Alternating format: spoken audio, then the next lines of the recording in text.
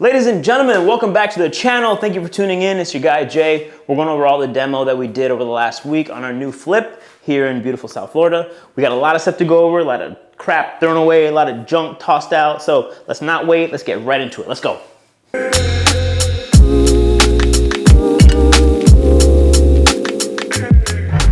All right, we're starting right here at the front door because it's a hot mess. But I mean, I think all things considered, it's okay.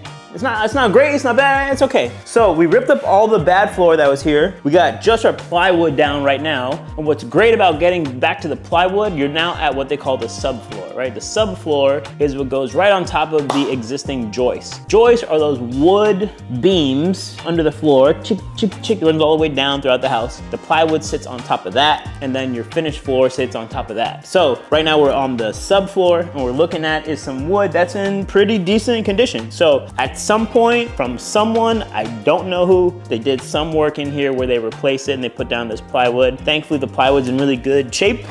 It's pretty strong. It's not the most level, but we're gonna be able to fix that with some leveling compound. Leveling compound is stuff that you can buy at a big box store. You put it in a bucket, just like this. And then what you do, it's kind of like a sandy mixture. Add some water to it, stir it up, and they pour it all in here. And what it's gonna do, it's in a liquid state and it's just gonna go to all the low spots and it's just gonna sit. And just like concrete, it's gonna start to harden. And when it hardens, it gives you a nice, relatively flush surface that's nice and flat. So once that's done, you put your finished flooring material, which is like your, what is that stuff called that I can't think of? Oh, you're gonna put down your paper, or not really paper, it's more just your subfloor. Not subfloor, why can't I think of the name? Hold on, shit. What is it called? Underlayment! Okay, so you're gonna put down your underlayment. The underlayment's gonna go on top of it. Then you're gonna put your finished floor down on top of that. So it's gonna have a nice finished look. Then when you're all said and done, we put our baseboards back on and we have what's gonna be our finished floor, which is gonna be nice and neat, it's gonna look great. In addition to that, remember all those fist holes everywhere? Look at it. Everything's been nicely smooth and patched. Flip around on this side. Remember I had a big fist that just kind of went right through here? All that's been patched up. What's great about it is that now people don't have a reason to go like, what the heck is up with all these walls? Because you could never leave it in that state. You would always need to repair it. So thankfully I got some guys who are phenomenal at patching things really quickly. What they did, they cut out the bad area, put like a square drywall, put that in, screw it in place, put mud over all the edges so you can't see any of the lines, sand it down really smoothly, and you get a nice smooth finish. So when everything is done, we're gonna paint it, and in here, it's gonna look good. All right, this is on the opposite side of the living room now. So what this space is gonna be for us, this is gonna be our work from home, our area where someone can put a desk. They could, I don't know, essentially work from home. They call it what it is. So the reason why I bring it up is because I think it's not really very useful for anything outside of that. Because other than putting like a plant here, you can't really do anything. This space is so narrow, right? This is only maybe like 5 feet wide. And you also don't have enough real head height to, well, you can make it a closet, but you got a window. So just trying to think like what useful use you can do with a space just like this. Something else, so this is like those old, really old lights, little spotlights. We're gonna take that down, we're gonna put a normal LED flat little 4-inch light, because now you're gonna have a little area, especially at night, so the light's putting down right on top of you, so you can get some work done, which I think is gonna be very useful. In addition to that, everything else, just kind of clean it up, smooth everything out, paint it, sand it, get rid of this god-awful sofa for, I don't know why it's even still in here, but when all that's done, you're gonna have a nice looking living room.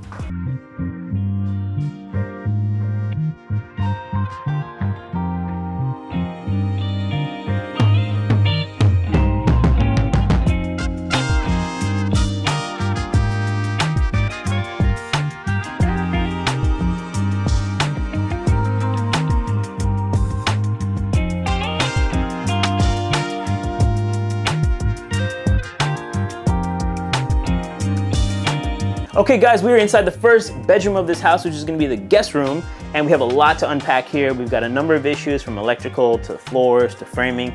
So let me break them down and show you guys exactly what we're talking about. This is what a disaster looks like, God.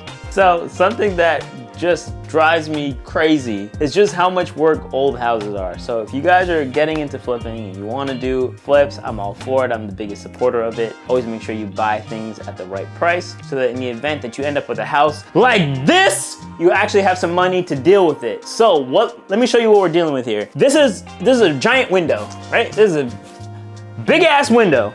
Problem with it, there is nothing holding up this window. It's just floating in space, right? So the problem here is that the person that chose to frame this in, they just cut every possible corner you could cut with a window.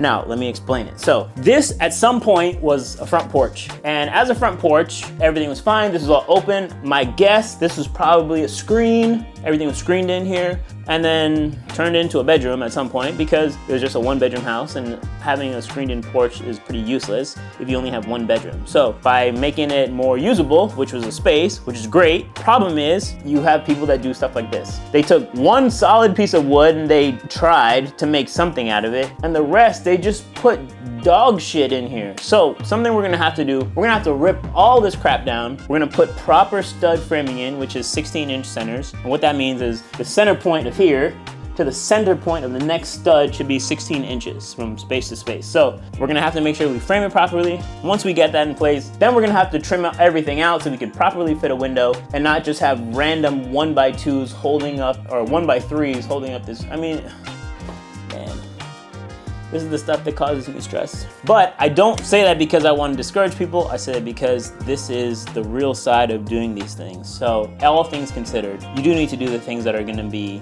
treating the house the way it should have been treated by properly addressing them and fixing all these issues along the way. So some of those issues that are gonna come at a cost. That cost is gonna be pretty hefty because this is just some of those things that you're just not planning for. So this is another reason why you need to always make sure you have contingencies in your overall budget. So my budget for this house is $15,000 and I'm looking at probably $5,000 just like that, just for getting this one wall together. Problem is, if I swing on this side and show you the other side of the wall, we've got the same dog crap over on this side that we gotta deal with. So we're gonna be looking at $10,000 right here for a room that was added just really poorly. Now, that eats into way more budget than I was planning for because I did not expect this room to be in such a rough shape. However, I'm not saying that because I'm looking for sympathy. I'm saying that because this is real. This is the crap that you will run into, and you need to always have a very strong head on your shoulders and know that you're still gonna get through it, even if it's gonna cost you a little bit more money out of pocket. So stay tuned for what we do in here. God, there's gonna be a lot of issues, but by the end, we're gonna make sure we do everything right, and it's gonna be a space that looks really beautiful. So let me show you some more stuff that I just noticed about this room. So we have what was once a leak, or it could be an active leak, we really don't know. But you could actually see how a lot of, you see this shape in the wood, right? All that is indicators that there was once a leak of some kind. So something that I'm gonna need to figure out is the leak coming from the existing window, or was this something happening underneath the house, which isn't very likely. It's more than likely this window. But I would think that you would see some more of that kind of discoloration at the bottom of the window too. So what's gonna need to be done is a little bit more investigative work. So we're gonna have to open up the bottom portion of the window, and if that doesn't point out like a really obvious issue, then we're gonna need to open up the plywood that's inside here. Because again, we can't leave these things like this. We have to address these issues. We gotta make sure that everything is nice and safe so that whoever comes inside the space, they'll never even know these things existed because they were taken care of. Another thing as well, there's actually a lot of sloping that's happening in the floor. You may not be able to see it on camera, but the room literally slopes from this end and it slopes all the way down here, and then it slopes from over there all the way back into this corner. So we're also gonna need to address the shape of the room. And then the last thing, we look up at the ceiling. So this is our old cloth wire.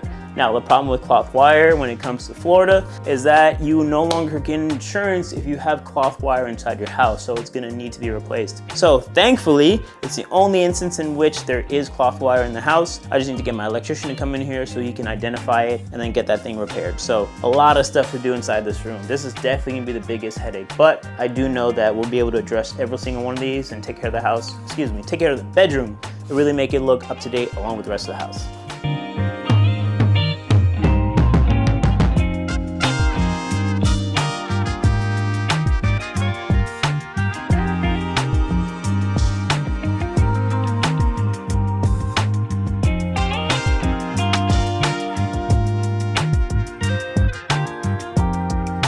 Okay, y'all, so something that I was really anticipating once we ripped up the floor is like how rough it's gonna look, but I'm kind of surprised. And sometimes those things do happen. You'll have floors or you'll have instances where you think something's gonna be awful and it turns out being not so bad, which is the case in here. Then you have rooms like where we were just in where you didn't think, it's not gonna be so bad, and then it turns out to be absolute dog shit. So something we're gonna be doing in here, we're gonna be leveling out the floors with some leveling compound, possibly even putting another layer of plywood on top of this, just because I noticed, so if we back up just a tiny bit, right here, you could actually see this is going from the living room into the next room, and it's got about a 1/4 inch of plywood difference between the height of that and the height of this room. Now, something that would help is if we had that plywood match the same level of floor, so when we put our new flooring on top, it just has a nice smooth transition all the way out into the living room. But I don't really know if that's just an instance in which there's a height difference right there, because I am noticing over here on the floor, like look at the size of the gap here,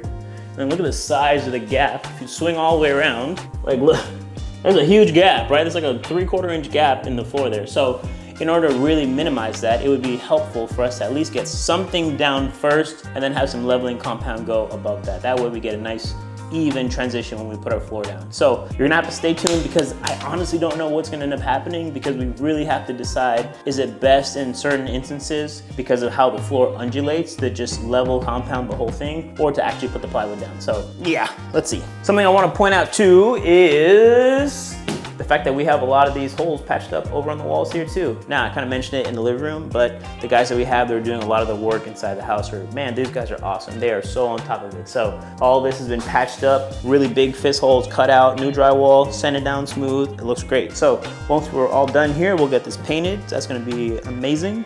We still need to figure out what to do as far as our windows are concerned. It might be a little hard to see with the exposure, but we do have some really old windows in here too, and it would really be helpful for us to get something in there that's impact rated so that we don't have all the bugs and craps coming into the side the room, because nobody likes bugs, you know? Up here on the ceiling, you guys can see a lot of the wood. So something we need to do is go back in here, fill in some of these rough spots, sand it down smooth, and then repaint it so that we get like a nice finish. Another thing, and we just uncovered this like 10 seconds ago. So if we pull this down, you're actually looking at what I believe used to be where the house ended. And then at some point, maybe this was enclosed. It's really hard to say unless you can find some kind of plans or some details that explain what the house once was. But I do think some of these sort of hidden secrets are pretty cool, because they really talks about the history of the house. So something we're gonna try to do is we're gonna address as many of these issues as we can, as best as we can, because again, you're never gonna make it perfect, but you're at least seeing some semblance of this with the walls. When it comes to stuff like that, it's more novelty than anything. It's not gonna change the value of your house, because all this is already considered interior space. But I do think stuff like that is important to point out, because it does deal with the history of the room.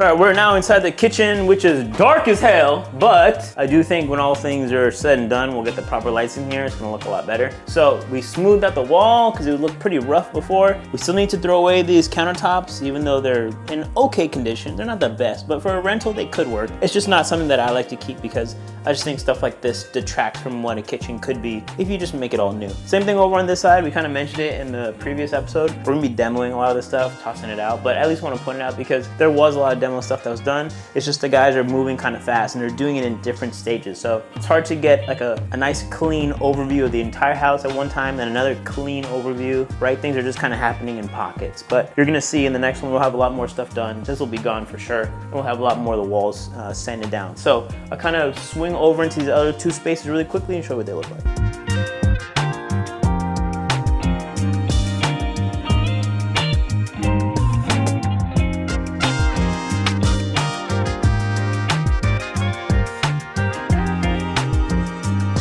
All right, in the laundry room now, something we're gonna be doing in here, we're just gonna be doing a general cleanup. You guys remember I mentioned we're gonna be painting the floor tiles and putting like a stencil down on top of it. Really simple. We're gonna toss out these guys, they're so old. We're gonna update a lot of the electrical just because some of it is a bit antiquated for today's date and they don't have ground wire, so that's a 4-prong as opposed to this guy, which I already know is a 3-prong. We're gonna tear out all these old shelves, finish up the walls and the ceilings, paint it, get it really smooth, but it's gonna be kept super simple in here. I'm gonna show you guys a little swing around into to the bathroom, and very similar. Demo everything, rip all the stuff out, refinish our tile, get a new vanity in here, call it a wrap.